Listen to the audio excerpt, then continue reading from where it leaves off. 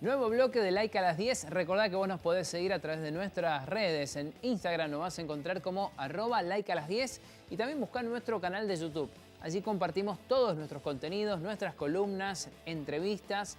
Allí las vas a poder volver a ver y también compartirlas. Lo prometimos en el arranque, ya está del otro lado Mario Guerrero para ocuparnos del plano internacional. Hay muchísimos temas. Mario, ¿cómo te va? Muy buenos días. Gracias por sumarte también este jueves.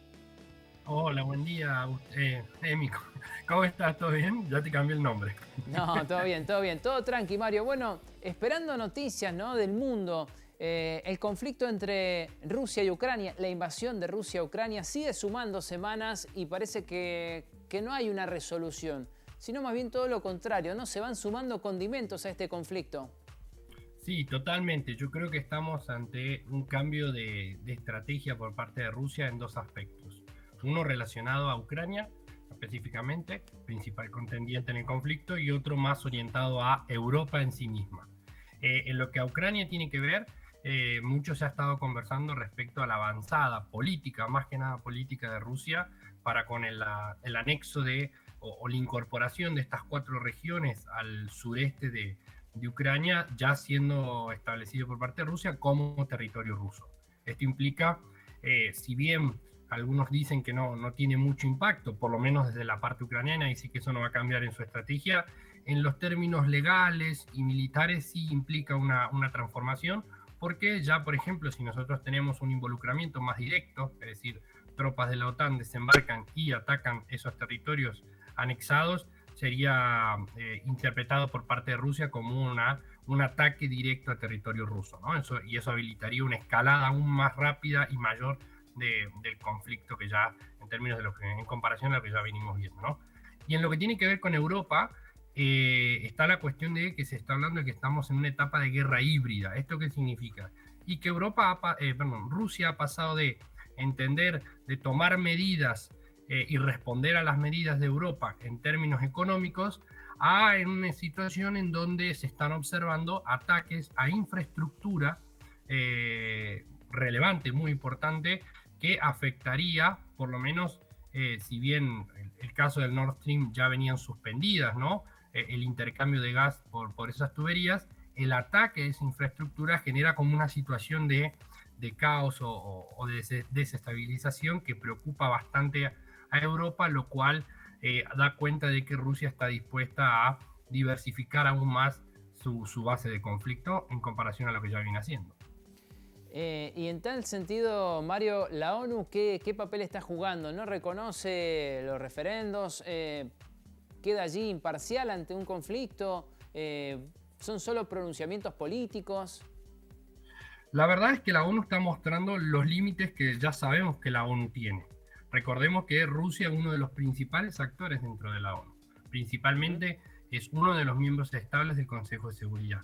Y como tal, se reserva para sí la capacidad de veto. Es decir, cualquier decisión que se impulse por mayoría dentro del Consejo de Seguridad, principal órgano que tiene acá a su cargo todo lo que tiene que ver con las cuestiones de seguridad y defensa a nivel mundial, Rusia puede vetarlo, y esto significa que se cae automáticamente la decisión que se haya tomado. Esto ha generado una situación de que no se puede avanzar, y las decisiones o los acuerdos que se alcanzan en la Asamblea tienen la limitación de que en gran parte son declarativas, ¿no? Si bien es cierto que son utilizadas como una instancia de deslegitimación por el lado del conflicto ruso y de legitimación por parte del bloque occidental, en el sentido de que, miren, nosotros nos mostramos unidos frente a esta situación, lo cierto es que la ONU sigue demostrando sus debilidades en este sentido, no tiene capacidad efectiva para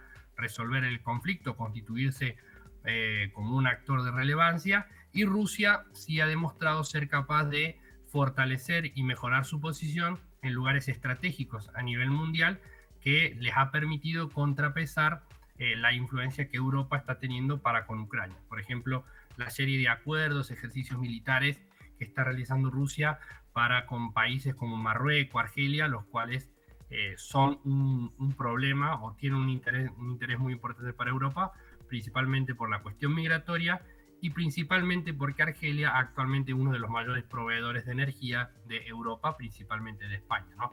Entonces, el escenario cada vez se va diversificando y va involucrando a más países. Mario, ¿podemos, sin sacar conclusiones anticipadas, pensar que será este un invierno difícil para Europa? Totalmente, totalmente, y yo creo que hay una serie de indicadores que permitirían entender que esto ya está pasando. Por ejemplo, hace un par de semanas atrás, unos meses atrás, se habían viralizado estadísticas de Google en donde, por ejemplo, mostraban cómo es que en los últimos 2 meses se habían disparado en Internet la búsqueda de madera o precios de madera, ¿no? Es decir, como la madera, otros elementos alternativos de calefacción en Europa, porque más allá de que Scholz dijo hace un par de días que Alemania tiene muy buenas reservas de energía que le permitiría salir sin ningún tipo de problema del invierno, lo cierto es que los constreñimientos que actualmente ya se tienen en materia de cómo se ha disparado el precio de los combustibles en Europa, pero también esa duda de qué es lo que va a hacer Rusia de cara a todos los medios por los cuales se aprovisiona de energía a Europa, y la verdad que genera una cierta incertidumbre para un invierno el cual se está mostrando, o al parecer se mostraría bastante duro, ¿no? Mario, nos ocupamos ahora de otro frente porque Estados Unidos lo volvió a hacer. Le soltó la mano a Taiwán, reconociendo solo una China. Sí, a ver, hay una cuestión, y es que desde 1979 Estados Unidos tiene esta estrategia de ambigüedad. De hecho, se la conoce con estos términos. Porque cuando se firma el acuerdo del reconocimiento de una sola China durante la presidencia de Carter con China, Estados Unidos pasó una ley que se llama el Taiwan Act, que establece cómo es que son las relaciones no diplomáticas con Taiwán, ¿no? Entonces, si bien se reconoce esta idea de que existe una sola China, al mismo tiempo Estados Unidos dejaba abierta la puertita de que, bueno, si China tiene algún tipo de intervención o busca proyectarse hacia Taiwán de manera violenta o por el conflicto armado, lo cierto es que Estados Unidos podría llegar a intervenir, y de hecho se quedaba abierta la posibilidad de que Estados Unidos vendiera o siguiera vendiendo armas a Taiwán, ¿no? Entonces Estados Unidos siempre ha oscilado entre estas dos posiciones, las cuales ha permitido dos cosas. Una, que China no invadiera Taiwán, y por otro lado, que Taiwán no se buscara o no pretendiera independizarse, ¿no? Entonces, Estados Unidos está en esta histórica tensión, y para mí particularmente, porque fijémonos que en las últimas 3-4 semanas Estados Unidos dijo estas dos cosas: hay una sola China, pero si se prolifera el conflicto, Estados Unidos podría llegar a intervenir, ¿no? Y yo creo que esto tiene que ver mucho con las elecciones que se van a venir en Estados Unidos en las próximas semanas, en donde la verdad las mismas se están mostrando muy competitivas, extremadamente muy competitivas, y desde el sector republicano obviamente son más proclives a la confrontación y al mantenimiento de la guerra comercial en los términos que Trump la plasmó durante su presidencia, mientras que los demócratas estarían, si bien no pueden claudicar esa bandera, tampoco estarían muy predispuestos a tener un mayor involucramiento o a abrir otro frente más de conflicto. Entonces, bueno, los demócratas están oscilando en esta situación, en un país en el cual, recordemos, las guerras son iniciadas por el Congreso, no por el presidente. Entonces, actualmente el Congreso no está en manos de los demócratas. Mario, y paralelamente, digo, todo sigue igual, ¿no? Entre China y Taiwán, descontando los años que faltan para el 2050 y esa suerte de ultimátum. Totalmente. Yo creo que hay que ver una cuestión, y es que cómo es que evoluciona el conflicto de cara a la buscada renovación en el mandato de Xi Jinping. Hay que ver si es que por ahí podemos llegar a ver una escalada o por lo menos un coqueteo un coqueteo más violento en los términos que lo hemos visto no solamente en este año, sino el año pasado, en donde, por ejemplo, las intromisiones de los aviones chinos han sido cada vez más recurrentes en espacio aéreo de Taiwán, o es que simplemente se trata de una estrategia por parte de Xi Jinping a los fines de fortalecer cada vez más su imagen y su candidatura dentro del Partido Comunista, y siendo que una vez que se renueve en el cargo, por ahí caen o se reducen los niveles de conflictividad y las cuestiones siguen su trayecto. Recordemos que Taiwán tiene una dependencia muy fuerte, tiene como socio principal a China en todo lo que tiene que ver con, desde cuestiones como galletitas, hasta, por ejemplo, todo lo que tiene que ver con chips y demás, ¿no? Entonces, la verdad que el nivel de relaciones entre China y Taiwán son lo suficientemente complejos como para poder aventurarnos en una respuesta mucho más contundente, ¿no?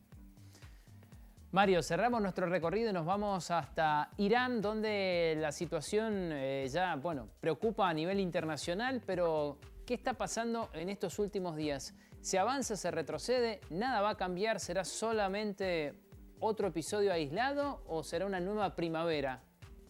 A ver, estamos transcurriendo la cuarta semana de movilización, y las movilizaciones no solamente involucran a Teherán, sino a todo el territorio iraní, particularmente a los extremos, ¿no? Al oeste y al este, que es los lugares en donde más se han visto unos niveles de represión, y paradójicamente, o no, paradójicamente no, sino que particularmente reivindica o pone a luz las tensiones que hace muchos años, si es que no siglos, particularmente lo que tiene que ver con los kurdos, en Irán vienen existiendo, ¿no?